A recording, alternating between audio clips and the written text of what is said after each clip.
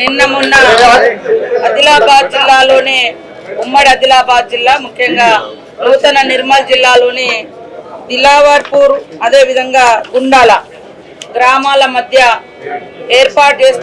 ఏర్పాటుకు పర్మిషన్ ఇచ్చినటువంటి బీఆర్ఎస్ ప్రభుత్వ ఆనాటి విధానాలే ఈరోజు మరి అక్కడ నిర్మల్లో జరిగినటువంటి ఘటన.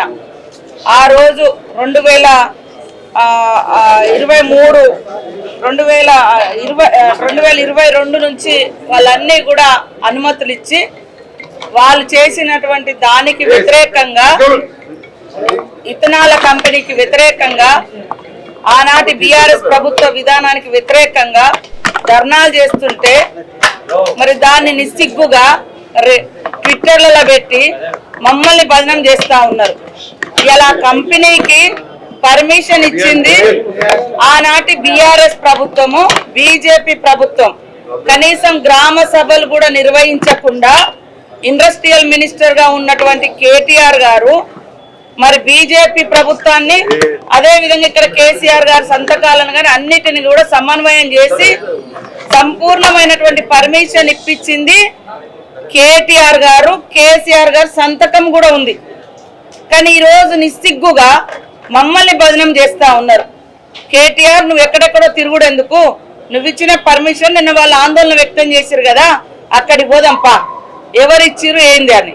అదే కాకుండా ఆ కంపెనీ ఓనర్స్ డైరెక్టర్ గా అందులో తలసాని సాయి కిరణ్ కూడా ఉన్నాడు. ఈ పర్మిషన్లు వచ్చే నాటికి తలసాని సాయి కిరణ్ ఆయన నెంబరు అదంతా కూడా ఇందులో ఉన్నాయి. దాదాపుగా మరి 10 మంది డైరెక్టర్లతో ఉన్నది. ఇంకొకరు పుట్టా సుధాకర్ బిడ్డను తలసాని శ్రీనివాస్ యాదవ్, మొత్తానికైతే వీళ్ళ బిడ్డను వాళ్ళకు, వాళ్ళ బిడ్డను వీళ్ళకు. ఈ అంకులు కడప జిల్లాకు సంబంధించినటువంటి పుట్టా సుధాకర్ కొడుకు ఇందులో డైరెక్టరు. ఇక్కడ తలసాని శ్రీనివాస్ యాదవ్ కొడుకు ఇలా డైరెక్టరు. ఆనాడు బీజేపీ ప్రభుత్వము ఎలాంటి గ్రామ సభలకు కూడా అవసరం లేదు అని వాళ్లకు మొత్తం కట్టబెట్టింది. దాన్ని సమన్వయం చేసింది కేటీఆర్. ఇక్కడ రాష్ట్రంలో అన్ని సంతకాలు పెట్టి సంపూర్ణమైనటువంటి పొల్యూషన్ తో సహా అన్ని పర్మిషన్లు ఇచ్చింది మరి ఆనాటి బీఆర్ఎస్ కేసీఆర్ సంతకం తోటి. మళ్ళా నిస్సిగ్గుగా ప్రజల్ని తప్పుదోవ పట్టించేటువంటి ఇంత చిల్లర రాజకీయాలు, ఇంత కుళ్ళు రాజకీయాలు అవసరమా? మీరు నిజంగా మీకు ప్రజల మీద అంత ప్రేమ ఉన్నోళ్ళైతే, అంత గొప్పగా ఆలోచించే వాళ్ళైతే మరి మీరు ఎందుకు ఇచ్చారు ఇవన్నీ పర్మిషన్లు? కాబట్టి ఇవాళ తప్పు చేసింది మీరు, రెచ్చగొట్టేది మీరు, విధ్వంసాలు సృష్టించేది మీరు, మళ్ళీ శాంతి భద్రతలు లేవని డ్రామాలు ఆడేది మీరు, మేము ప్రజల భూములు గుంజుకుంటున్నామని చెప్పేది మీరు. ఇవాళ మేము ఎక్కడైనా పోతే గ్రామ సభలు పెడుతున్నాం. ఎక్కడైనా కూడా కొన్ని కంపెనీలు అవసరము, అది ప్రజల యొక్క సహకారం కూడా అవసరం. గ్రామ సభలు పెడితే కూడా ప్రజలు ఎక్కడ అంగీకరిస్తారో అని కొంతమంది వాళ్ళ మనుషులను పెట్టి రెచ్చగొట్టి కలెక్టర్లను దాడులు చేయడం, అధికారులను నిర్బంధించడం, ఈ రకమైనటువంటి కుట్రకు తెరలేపేది నువ్వే. నీకు ఇష్టం ఉన్న కాడ పర్మిషన్లు అన్నాడు, విచ్చలవిడిగా పర్మిషన్లు ఇచ్చిన వితౌట్ గ్రామ సభ ఏం అధికారం ఉంది? అంత బంధుత్వం ఎందుకు ఉంది? సాక్షాత్ నీ మంత్రి కొడుకు ఇందులో డైరెక్టర్, ఇథనాల్ కంపెనీలో నిర్మల్లో జరిగినటువంటి సంబంధించిన దానిలో వాళ్ళు డైరెక్టర్లు. కడపకు చెందినటువంటి తలసాని శ్రీనివాస్ యాదవ్ ఈయంకుడు ఇందులో ఉన్నాడు, పుట్టా సుధాకర్. అవన్నీ మర్చిపోయి ప్రజల్ని ఒక తప్పును 100 సార్లు ప్రచారం చేస్తే రైట్ అనుకున్నారంటే ఇప్పుడు అందరు ఉన్నారు. కాసేపు తప్పు మీరు చేసినటువంటి తప్పు బయటికి ప్రచారం అవుతుందేమో, కానీ వాస్తవాలు నిజాలు నిలకడగైనా బయటకు వస్తాయి. కాబట్టి ముందు కేటీఆర్, నువ్వు దీని మీద నీకు చిత్తశుద్ధి ఉంటే, నిజాయితీ ఉంటే, రైతుల మీద ప్రేమ ఉంటే ఫస్ట్ నువ్వు దిలావర్పూర్ రా, నిర్మల్ కాడికి రా, నేను కూడా వస్తా, మీరు కూడా రండి. అది ఎవరు ఇచ్చారు దీనికి? ఇలాంటి పర్మిషన్లు ప్రజల ఒపీనియన్ లేకుండా, ప్రజల అనుమతి లేకుండా ఎవరు పర్మిషన్ ఇచ్చిర్రో ఒక్కసారి మాట్లాడాలి.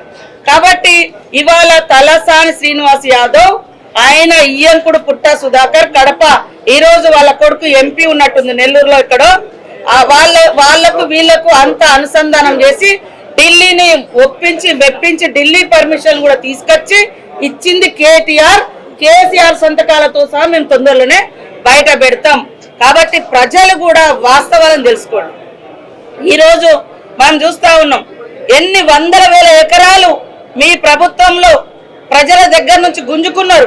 కాంగ్రెస్ ప్రభుత్వం ఇచ్చినటువంటి అనేక లక్షల ఎకరాలు అసైన్డ్ భూములను మీరు రియల్ ఎస్టేట్ చేసుకున్నారు, మీకు నచ్చిన కంపెనీలకు ఇచ్చుకున్నారు. వితౌట్ గ్రామ సభ పెట్టాలనేది ఒక రూల్ ఉంటుంది, అలాంటివి లేకుండా చేసారు. ఇలా మేము గ్రామ సభలు పెడితేనేమో అక్కడ మీ తాబేదారులను ఒకరిద్దరిని పెట్టుకొని రెచ్చగొట్టి అలా ఇబ్బందులు పెట్టి మరి అధికారులను చంపేటువంటి కుట్ర, దాని మీద మరి రాజకీయాలు చేస్తూ ఉంటాడు. కాబట్టి నీకు నీతి రీతి జాతి ఏమైనా ఉంటే ఇది మేమిచ్చినమా నువ్వు ఇచ్చినవా ఒప్పుకో, మేమిచ్చినమని ఒప్పుకో అంటున్నా. ఇది మమ్మల్ని ఎందుకు ఎట్లా బదనాం చేస్తారని అంటున్నా. కాబట్టి తప్పుడు ప్రచారాలతోటి ఎక్కువ రోజులు మనుగడ సాధించలేరు. మీరు అనుకుంటున్నారు మేము ఏదేదో ఇట్లా యూట్యూబ్ ఛానళ్ళతోటి ఇష్టానుసారంగా చేస్తే ప్రజలకు తెలిసిపోతుంది ఇది. కానీ ప్రజలు నిమ్మలంగానైనా కూడా నిలకడైనా కూడా వాస్తవాలు బయటకు వస్తాయి. అందుకని మేము ఆధారాలతో సహా ఎవరెవరు కంపెనీ డైరెక్టర్ మొత్తం కూడా రేపు అసెంబ్లీ జరిగేటప్పుడు స్పీకర్ ముందు కూడా పెడతాం. దీని మీద కూడా చర్చ జరగాలి. ఎవరు పర్మిషన్లు ఇచ్చారు, ఈ రోజు అక్కడ గొడవకు కారణం ఎవరు సృష్టించారు, మళ్ళా తర్వాత దాన్ని మా మీద ఎవరు నెడుతున్నారు, దాంట్లో మొత్తం పూర్తి వివరాలతో సహా మేము స్పీకర్ ముందు చర్చకు పెట్టడానికి సిద్ధంగా ఉన్నాం. ఈ రోజు మీకు నిజాయితీ ఉంటే మీరు దిలావర్పూర్ పోయి అక్కడికి వెళ్ళి ఆ గుండాల దిలావర్పూర్ ఆ ప్రాంత రైతులతోటి మాట్లాడడానికి మీరు వస్తారా అనేది నేను అడుగుతున్నా. అక్కడే డిస్కషన్ అవుతుంది. ఆ తర్వాత మేము ఖచ్చితంగా దీని పూర్వపరాలు కూడా బయట పెట్టడం జరుగుతుంది. ఇవాళ గురుకులాల గురించి కూడా మేము చెప్తా ఉన్నాం. ముందుగా కేటీఆర్ మీ హయాంలో ఎంతమంది చనిపోయారో ఆ రోజు ఒక్కరి దగ్గర కూడా మీరు పోలే. కనీసం ఇప్పుడైనా ప్రతిపక్షంలోకి వచ్చినావు కదా, ఈ రోజు పోండి. మొన్న వాంకడి ఘటనలో మా మంత్రులు నలుగురు ఫాలో అప్ చేసినాం, నేను కూడా ఫాలో అప్ చేసిన. మా దామోదర్ రాజనరసింహ గారు రెగ్యులర్ గా అక్కడ హెల్త్ మినిస్టర్ గా వారు ఉండి ఎప్పటికప్పుడు అందుబాటులో ఉన్నారు. 2 మినిస్టర్లు అక్కడ చేసిండ్రు. ఇంకా మేము పోలే మా నలుగురు మినిస్టర్లు అక్కడ నిరంతరం చేసినాం. అదే కాకుండా 16 లక్షలు ఖర్చు పెట్టినాం అమ్మాయిని బతికించడం కోసం.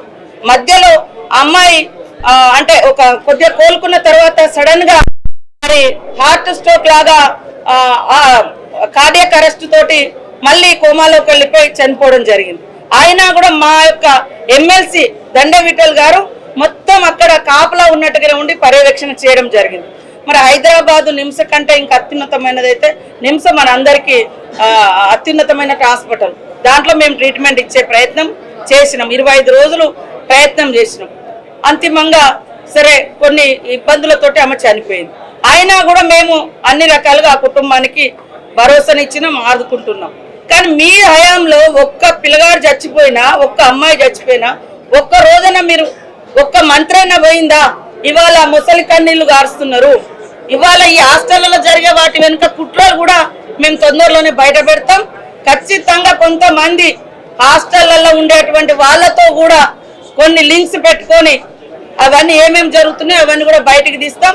ఆ అధికారులు ఎవరైనా అట్లాంటి వాటి కుట్రలకు తెరలేపితే వాళ్ళ మీద క్రిమినల్ కేసులు పెడతాం, సర్వీస్ నుంచి కూడా రిమూవల్ చేస్తామని కూడా ఈ సందర్భంగా హెచ్చరిక చేస్తాం.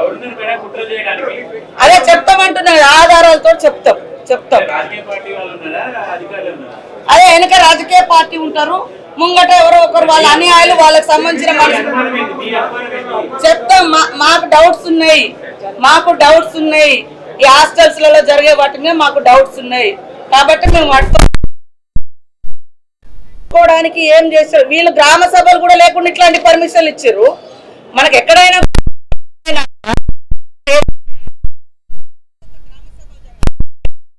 మరి అనేక గ్రామాలలో గ్రామ సభలు లేకుండా లారీలలో రైతులను జనాలను పశువుల్లాగా ఎక్కించి రాత్రి మౌలు పోలీసులను పెట్టి తరలించినటువంటి ఘటనలు కొండపోచమ్మ కావచ్చు, లేకుంటే మేఘలగా మల్లన్న సాగర్ కావచ్చు, మిడ్ మానేర్ కావచ్చు, ఇట్లాంటి ఎన్నో వేసారు.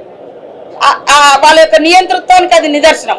మేము లగచర్లలో మరి అక్కడ చేసింది గ్రామ సభ పోతే ఎట్లా లారీ బండలతో కొట్టించారో మీరు చూసిరు.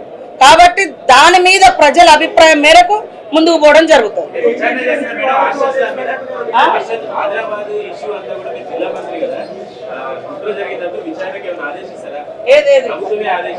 నిన్నడదా విత్తనాల ఫుడ్ పాయిజన్ ఆ విషయంలో నేను అనలేదు.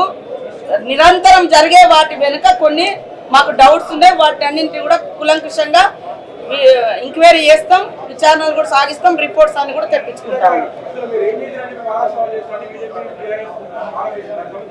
వాళ్ళు ఏం చేసిర్రు మేము చేసినాం. రైతులకు 18,000 కోట్ల రుణమాఫీ చేసినాము. సన్న ఓట్లకు ఇప్పుడు 500 ఇస్తున్నాము. మహిళలకు అందరికి ఫ్రీ బస్ ఇస్తున్నాము. 200 యూనిట్ల కరెంట్ ఇచ్చినాము. 500కే గ్యాస్ సిలిండర్ ఇస్తున్నాము. ఇందిరమ్మ ఇండ్లకు ఆల్రెడీ నిర్మాణానికి కమిటీలు వేసుకున్నాము. ఇట్లా మరి 53,000 1 ఇయర్ కాకముందే 53,000 మందికి నిరుద్యోగులకు ఉద్యోగాలు ఇచ్చినాము. మీరు 10 ఏళ్లల్లా పట్టుమని 1,00,000 మందికి కూడా ఉద్యోగాలు ఇవ్వలేదు. పేదోడు ఎక్కిపోయేటువంటి బస్సుల రేట్లు పెంచిర్రు. పేదింటి బిడ్డకు డైరెక్ట్గా కరెంట్ ఛార్జీలు పెంచిర్రు. ఇవాళ మేము సంబరాలు చేస్తే తప్పు. మీరు దావతులు ఇచ్చి చెరువు గట్ల మీద మేకలు పోయండి అలాయ్ బలాయ్, అది కాదు మేము చేసేది. మేము చేసిన ప్రగతి చెప్పుకుంటున్నాం.